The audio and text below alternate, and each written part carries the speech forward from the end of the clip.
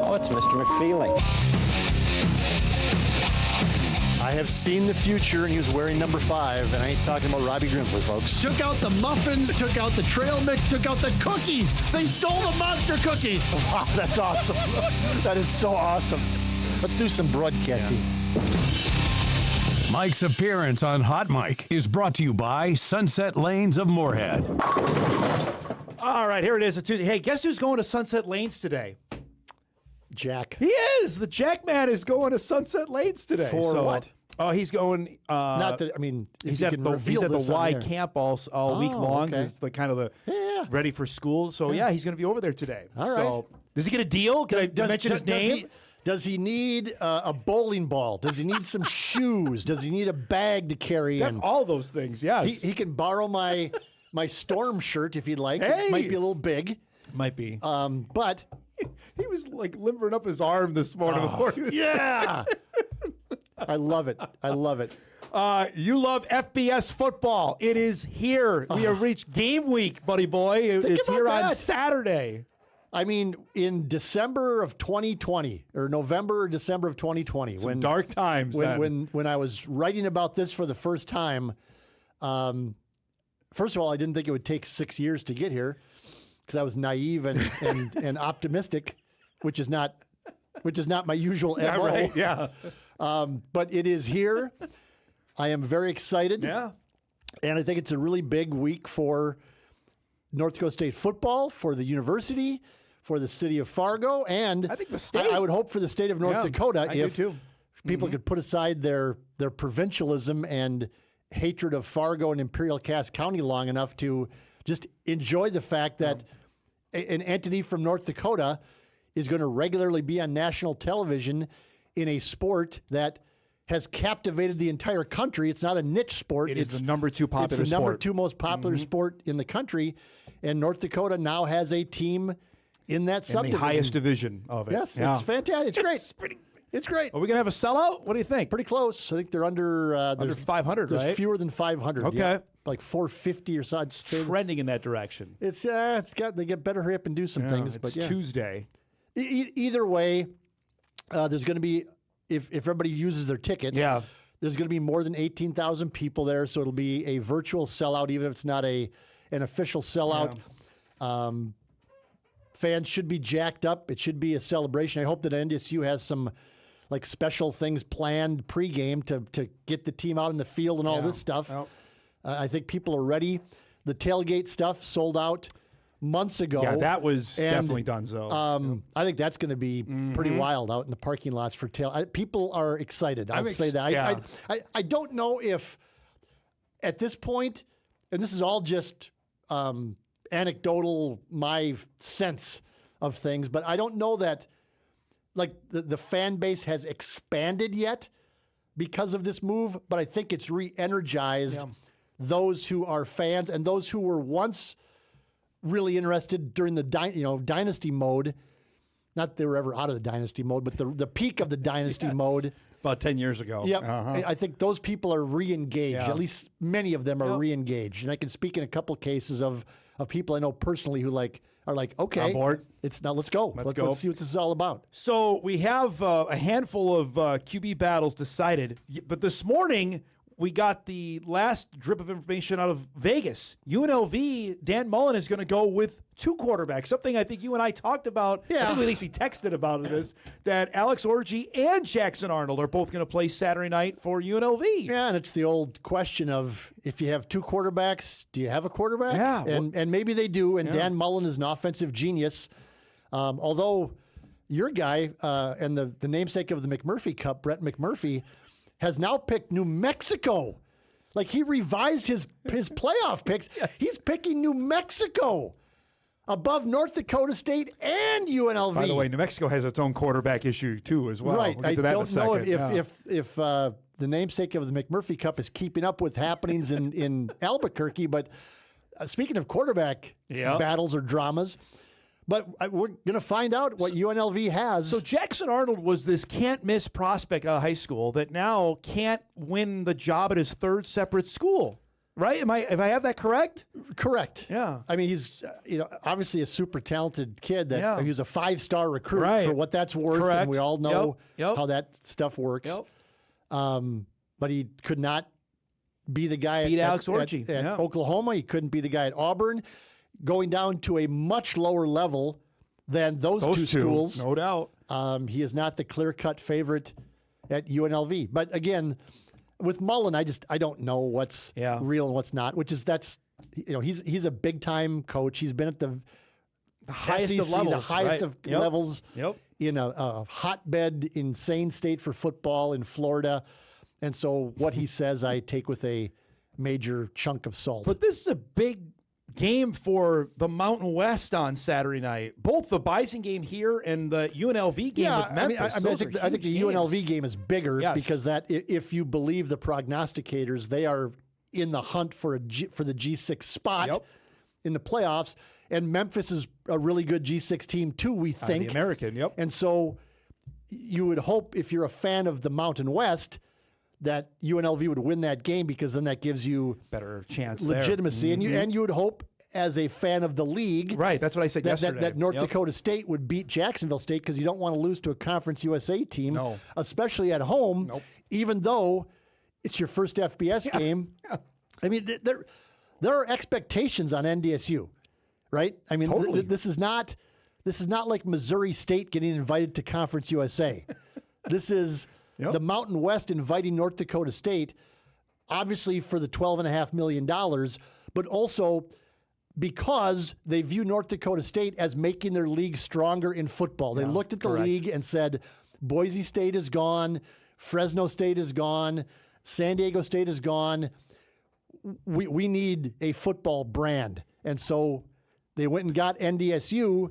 So, I mean, there's a lot riding on this. So what Gloria Navarez told us when she was here in February, because I asked her about any stipulations or anything with the school, and she looked at me and goes, all we have is one thing: win, baby, win, is what she told me. Yeah. And that's what they expect and hope that she's going to do. I was told by multiple people in the conference that they thought that NDSU had Boise State potential to replace Boise State. And because here's the truth about all of this is this is going to be a tougher road than people think for NDSU. Let's make that clear, okay? But if you look around the current Mountain West, I mean, New Mexico has never been very good in football. It just, last year was their first good year in many, many years. Decades. UNLV has been okay the last few years, but historically, not very good. Nope. And so Air Force has always been pretty good. Yep. Hawaii's sort of a novelty item. They're good for a couple of years and they're not very good. Yep. But there's no school out there in the current league, maybe Wyoming. I say Wyoming's been mediocre to okay. But Wyoming and NDSU have this in common, that the fan bases care a lot.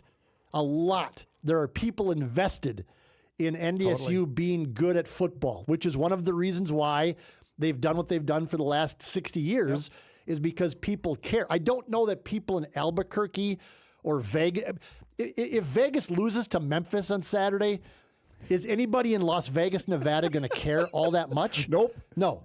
Nope. They're just not going to. No. And so it really, really matters to Fargo, to NDSU's alumni, to the donors, to the president, to the AD, to the other programs in the athletic department. Because if football takes off, it helps everybody. It helps the rising tide lifts all boats type of deal. And so that's where NDSU eventually, long term here, is going to have an advantage, and why they're going to be okay in this thing. Yeah. I mean, whatever happens this year, whatever happens Saturday night, I'm not going to get too worked up about it, because this all happens so fast. Yeah. 6 months. In a couple of years, okay, then let's see what you got. Yeah. All right, let's break, because I want to get full into Jacksonville State breakdown with you. Also, I want to talk with you about your interview with the new NDSU school president, with Dr. Marshall Stewart, about the Bison going international, potentially. Maybe. And a couple other topics. We'll do that other side of the break. Mike McFeely joins us here in studio. We'll back on Hot Mic right after this. All right, welcome back, everybody. Much more with our guy, Mike McFeely, joining us. All right, so you've been studying Jacksonville State tape for 6 months here since we found out the Bison were going to open up with the Gamecocks of Conference USA. Let's talk they have a 6'8" wide receiver, DeAndre Johnson. Let me say this first, okay? I don't mean to derail you, but I'm going to. Okay. So, big picture here. This is like a sneaky, important game. Not in the overall like FBS thing. Okay. Okay. Like people, like the Bison's future long term is not going to be determined by this one game, right? You always want to win it. Yeah. But for this season. Oh yeah. I mean. Oh yeah. This is why this is fun, is because there's a lot riding on this game for this season. Sets them because up. Mm-hmm. if you win this game. And I think the last I saw, the Bison were favored by 7 on ESPN. By ESPN. Mm-hmm. If you win this game and look at the rest of their home schedule, they'll be favored in the next 5 home games. Yes. Right? Yes. If they would happen to stay healthy, win the games, play well enough to win, that they'd be 6-0 in home games. Yep. Again, I'm not saying they're going to, but there's a potential for that if they win this game. Yep. You win 6 home games, all you got to do is go 3-3 on the road, and you have 9 wins. 9, yeah. And you're not going to the Idaho Potato Bowl, I don't think, with 9 wins. I don't think so either, but if you lose this game, you go, well, okay, so what do we have here? You know, how good are the Bison? Did they lose so much production from a year ago that they can't replace, that there's a chance they go 6-6 here? You know, I mean, and so it's maybe it's obvious, but I was thinking about this the other day. This is a pretty sneaky big game. It's a swing game in game 1 of the season, which seems crazy to say that out loud. It's like you kind of go, okay, right. If they play well and win, whether it's by 1 or 10, and you go, okay, maybe there's something here, right? And if not, and if they don't, right, and the offense has trouble moving the ball, or the offensive line can't get any push, or they can't stop anybody defensively. Or Nathan Hayes goes, and can't. And I'm not predicting any of these things are going to happen. Yeah. But if they happen, you go, well, okay, this season's might buckle up. It's going to be a little hurricane maybe ride. Maybe bumpier than we thought. Yeah. Absolutely. Yep.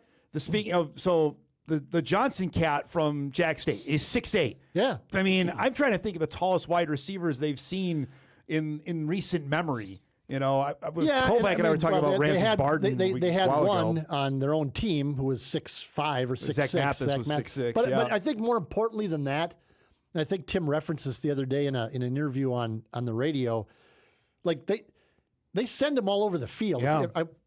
I have no life. I got to make a point that I've watched some of these games from last year on YouTube that Jacksonville State was involved in, and he's not like a one-trick pony, this DeAndre Johnson, and he can catch the ball. Uh-huh. I don't know that he's a burner necessarily, but he's 6'8". Yeah.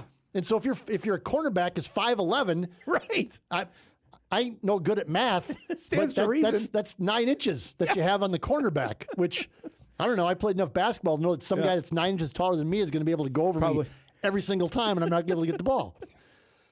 But that's the interesting thing with DeAndre is they'll send him over the middle of the field, and he'll catch a seam route or a crossing pattern. He'll go to the sideline. Yep. He'll go deep. They'll just throw it up for him deep on a 50-50 ball, which is more like a 70-30 ball. When you're 6'8". When you're 6'8". So it's interesting. He's.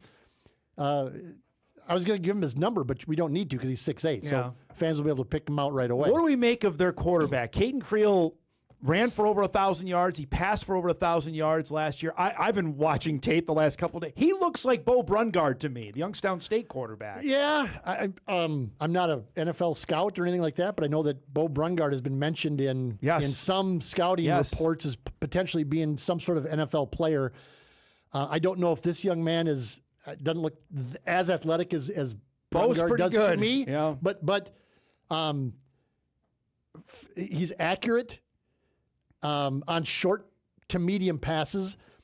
I looked up the Pro Football Focus stuff the other day. For what it's worth, and the coaches will tell you that it's all worth. Well, it is what it is. But he completed in the regular season last year, Caden Creel completed 8 passes that were thrown longer than 20 yards.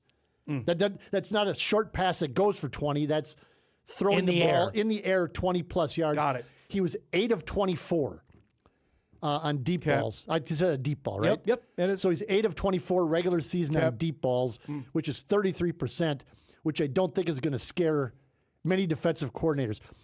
Where they make their money, so to speak, and this ain't LSU, so it's not as much money, but where they make their money is it's all short stuff. He threw 60% of his passes, according to PFF, either behind the line of scrimmage or 0 to 9 yards. So it's all screens Bubble and stuff, yeah. Screens and little short, quick passes. Okay. And it again, I don't know anything, but it looks like they had a really good running back last year, so they did. and they like to run the ball. It's in the Big 12 now. They'll run it up the middle between the tackles, off tackle, a few times.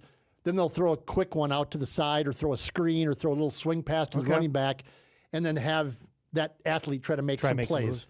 Yep. And so that's what my amateur eye saw in the handful of games that I watched. I want to, before we wrap here, I got to ask about your conversation with new NDSU president, Dr. Marshall Stewart. And you ran the gamut on stuff. You can read it right now, inforum.com, on a bunch of topics. Two that stand out to me. One was the idea of playing internationally. Yes. Can you expound on that a little bit? Yeah, and he brought that up without me asking specifically. Okay. That came up in the new president likes to talk. Lots of words there. But my question was, like, he's talked a couple times about needing to increase revenue for athletics at North Dakota State. So I said, what does that look like in the real world? Yep. And he ran the gamut of things, and then he brought up, unprompted by me, a possibility of an international game, because Kansas State last year, where he was, played Iowa State in Dublin. Correct. And President Stewart was involved with that because he was the vice president of engagement or something, whatever. And so he was dealing with the airline. Aer Lingus is the Irish airline that sponsored the game and maybe paid I don't know how it worked, but he ran that whole show. And so he brought up that it's not so much that you make a bunch of money off that, but the exposure and the attention and the sense of university pride that you get in doing that leads to people getting involved then back home. He said Kansas State brought about 15,000 fans with them. Iowa State did the same. And he said it was people. He said, we lost the game. He's speaking as a Kansas State guy at the time. So, but he said, you will not find one person, athlete, coach, or player, or fan, or booster, that was disappointed in the loss, not disappointed in the trip at all. It was fantastic. Man, that'd be something else to have that maybe as a possibility. What I'll say is, first of all, this is not going to happen like next year, right? If it happens at all. Mm-hmm. But if you look at the teams that are doing this, it's not group of 6 schools. No, these are the power schools. These are North Carolina and TCU are going this week. Kansas State and Iowa State are probably two of the quote unquote lesser schools that have done this. It's Notre Dame obviously has gone to Ireland. And schools like that have Nebraska. Nebraska went a couple years ago. Yeah, Northwestern went with them. Yep. And so that's the type of school. I don't know, but somebody's got to be the first, right? You got to do something with that. Last thing before we go, you asked about Matt Larson's future, because obviously we know the Iowa State job is open. Yeah, we certainly know who the Iowa State president is. David Cook. What did you expound on that a little bit when you asked him about that? He just said, I want to keep him here. We've talked about when they were on their trip around the state, when President Stewart first got here, they went on a tour of the state. Yeah. He said they were in the car together for most of this trip. And he said he brought it up with Matt Larson, said, if something is going down, if somebody's nosing around, he said, let me know, talk to me. And he agreed that he would do that. Okay. And I said, okay. But and